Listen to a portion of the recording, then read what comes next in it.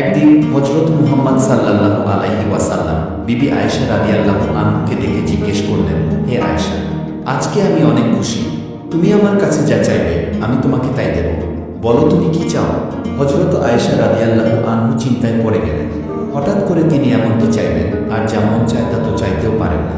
আবার যদি কোনো ভুল কিছু চেয়ে বসেন, আর নবী যদি কষ্ট পেয়ে যান, এমন অনেক প্রশ্নই তার মনে জাগতে লাগলো। তাই আয়েশা রাদিয়াল্লাহু আনহু নবীজিকে বললেন, আমি কি আমার আব্বুর কাছ থেকে কিছু পরামর্শ নিতে পারি? নবীজি বললেন, ঠিক আছে, তুমি পরামর্শ নিয়েই আমার কাছে এসো।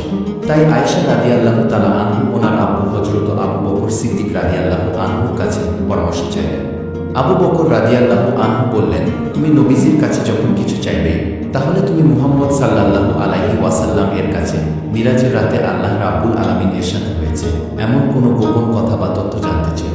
আর কথা দাও, নবীজি যা বলবেন তা সর্বপ্রথম আমাকে জানাবে।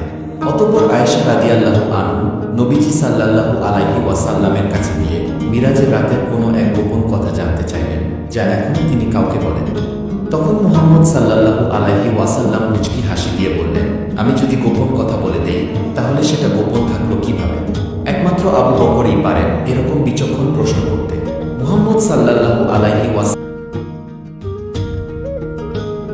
বলতে লাগলেন, হে আয়েশা, আল্লাহ আমাকে মেরাজে নিয়ে বলেছেন, হে আমার হাবিব, আপনার উম্মতের মধ্যে যদি কেউ কারো ভাঙা যাওয়া মন জোড়া লাগিয়ে দেয়, তাহলে আমি তাকে বিনা হিসাবে জান্নাতে পৌঁছে দেব। প্রতিশ্রুতি মতো আয়েশা রাদিয়াল্লাহু আনহু উনার আব্বু হযরত আবু বকর রাদিয়াল্লাহু আনহুর কাছে এসে নবীজির বলে দেওয়া এই কথাগুলো বললেন। শুনে আবু বকর রাদিয়াল্লাহু আনহু কাঁদতে শুরু করলেন। তখন আয়েশা রাদিয়াল্লাহু আনহু আশ্চর্য হয়ে জিজ্ঞেস করলেন, আব্বু, আপনি তো কত ভাঙাচোরা মন জোড়া লাগিয়েছেন, আপনার তো সোজা জান্নাতে যাওয়ার কথা, তাহলে আপনি কাঁদছেন কেন? তখন হযরত আবু বকর রাদিয়াল্লাহু আনহু বললেন, হে আয়েশা, এই কথার উল্টো চিন্তা করে দেখো। কারো ভাঙা মন জোড়া লাগালেই যেমন আল্লাহ তাআলা সোজা জান্নাতে দিবেন, ঠিক তেমন কারো মন ভাঙলেও আল্লাহ সোজা জাহান্নামে দিয়ে দেবেন। আমিই না জানি নিজের অজান্তে কতজনের মন ভেঙেছি। আল্লাহ যদি আমাকে জাহান্নামে দিয়ে দেন, সেই চিন্তায় আমি কাঁদছি। এই হলো আমাদের ইসলাম। দুনিয়া থেকে জান্নাতের সুসংবাদ পাওয়ার পরও হযরত আবু বকর রাদিয়াল্লাহু আনহু এভাবে চিন্তা করেন। এইভাবে ইসলাম আমাদেরকে শিক্ষা দেয় কাউকে কষ্ট না দিতে, মানুষের কষ্টে পাশে দাঁড়াতে।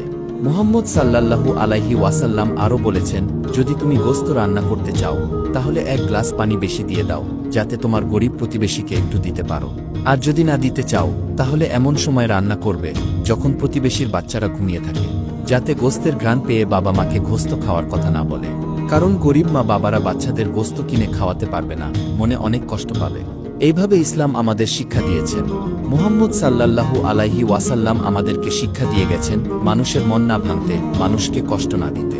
আল্লাহ পাক রাব্বুল আলামিন আমাদেরকে মানুষের কষ্টে পাশে দাঁড়ানো এবং মানুষকে কষ্ট না দেওয়া এবং মানুষের মন ভেঙে দেওয়া এমন কাজগুলো থেকে বিরত থাকার তৌফিক দান করুন, আমিন।